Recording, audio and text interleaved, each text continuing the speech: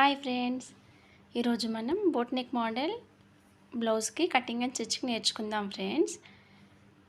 నేను మీ శబరిమాత టైలర్. ఈ blouse height వచ్చేసి 15 inches.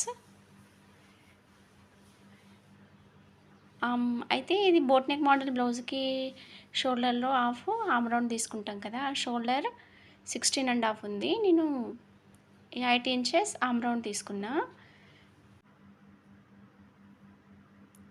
Chest loose 14 inches.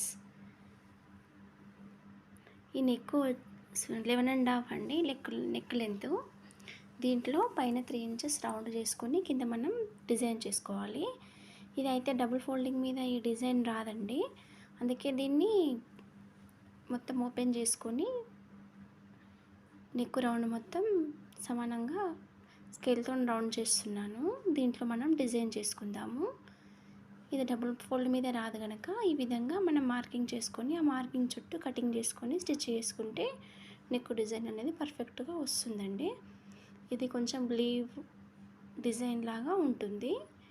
Neck పూర్తిగా డబుల్ కట్ సపరేట్ 2 పార్ట్లు అవుతాయి. దాన్ని మనం మళ్ళీ థ్రెడ్ పైపింగ్ వేసుకొని స్టిచ్చింగ్ వేసుకోవాలి. కింద పైన అనేటివి బటన్స్ వస్తాయి. ఈ షేప్ అయితే ఏ విధంగా ఉందో సేమ్ అదే విధంగా కటింగ్ చేయాలి. స్టిచ్చింగ్ చేసేటప్పుడు దానికోసం కూడా మీకు వివరంగా చెప్తాను.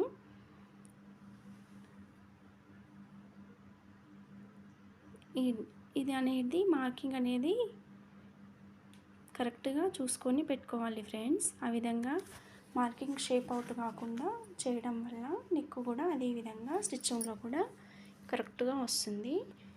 ఇప్పుడు మనం దీన్ని కటింగ్ చేసుకుందాం ఫ్రెండ్స్.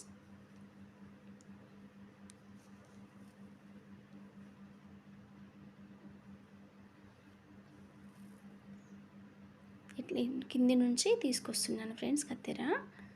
ఇట్లా నుండి వచ్చే మార్కింగ్ పై నుండి ఈక్వల్గా కటింగ్ చేసుకోవాలి.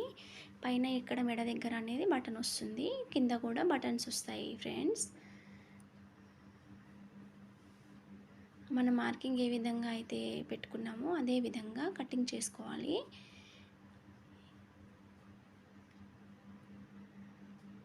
ఈ డిజైన్ అనేది లీఫ్ డిజైన్ లాగా ఉంటుంది. తొడిగిన తర్వాత మాత్రం సూపర్గా వచ్చింది ఫ్రెండ్స్ ఈ డిజైన్ అనేది. ఇక్కడ ఈ మూల పైన కూడా మనకి ఏ విధంగా అయితే మార్కింగ్ చేసామో అదే విధంగా కటింగ్ చేయాలి. అలా చేయడం వల్ల నెక్ కరెక్ట్గా వస్తుంది ఫ్రెండ్స్. దీన్ని ఈ పైన షోల్డర్ పక్కన పార్ట్ తీసేసుకోవాలి. అవి మనకు అవసరం లేవు. వీటికి మాత్రం మనం పైపింగ్ వేసుకొని స్టిచ్ చేసుకుంటే నెక్ కంప్లీట్ అయిపోతుంది ఫ్రెండ్స్. నేను దీనికి ఇప్పుడు thread piping main cloth cut చేసుకొని థ్రెడ్ పైపింగ్ వేస్తాను ఫ్రెండ్స్. హాయ్ ఫ్రెండ్స్, ఇప్పుడు మనం స్టిచ్చింగ్లోకి వెళ్ళిపోదాము. దీనికి నేను లైనింగ్ అటాచ్ చేసి పెట్టాను ఫ్రెండ్స్ ఈ బ్యాక్ పార్ట్కి. దీనికి మనం థ్రెడ్ పైపింగ్ వేసుకుందాము. నేను క్లాత్ రెడీ చేసి పెట్టుకున్నాను పైపింగ్ కోసమని. నేను మరోసారి దీన్ని మీకు షేప్ చూపిస్తున్నాను ఫ్రెండ్స్. ఇలా పాదం ఖర్చు వెడల్పుతోటి ఈ నెక్కి డిజైన్కి పూర్తిగా థ్రెడ్ పైపింగ్ వేయాలి.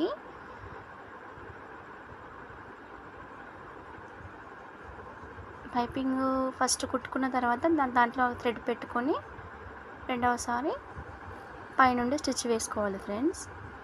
ఇక్కడ మూలల దగ్గర కరెక్ట్గా షేప్ వచ్చేటట్టు కొద్దిగా తీసుకోవాలి.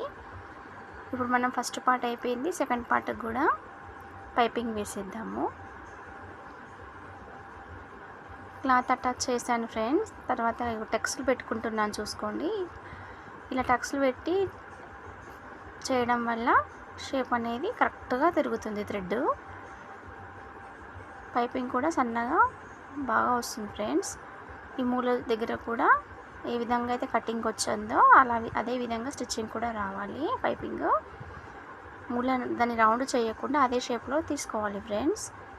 ఇప్పుడు మనం ఈ 2 పార్ట్లు అనేవి స్టిచ్ చేసుకుందాం. కలిపి ఒకదానిపైన ఒకటి పెట్టేసుకొని మధ్యలో స్టిచ్ చేసుకుంటే ఈ బ్యాక్ పార్ట్ అనేది రెడీ అయిపోతుంది. కొద్దిగా స్టార్టింగ్ గట్టి కుట్టు వేసుకొని కింది దాకా తీసుకోవాలి ఫ్రెండ్స్. ఇప్పుడు ఇది బ్యాక్ పార్ట్ రెడీ అయిపోయినట్టే. చూడండి ఫ్రెండ్స్, షేప్ ఏ విధంగా అయితే వచ్చిందో. నేను దీనికి పైన బటన్స్ పెడుతున్నాను. పైన కింద కూడా లుక్ కోసమని, బాగుంటుందని కింద బటన్స్ పైన కూడా వచ్చాయి ఫ్రెండ్స్. మీకు నచ్చితే లైక్ చేసి, షేర్ చేసి, సబ్స్క్రైబ్ చేయండి ఫ్రెండ్స్.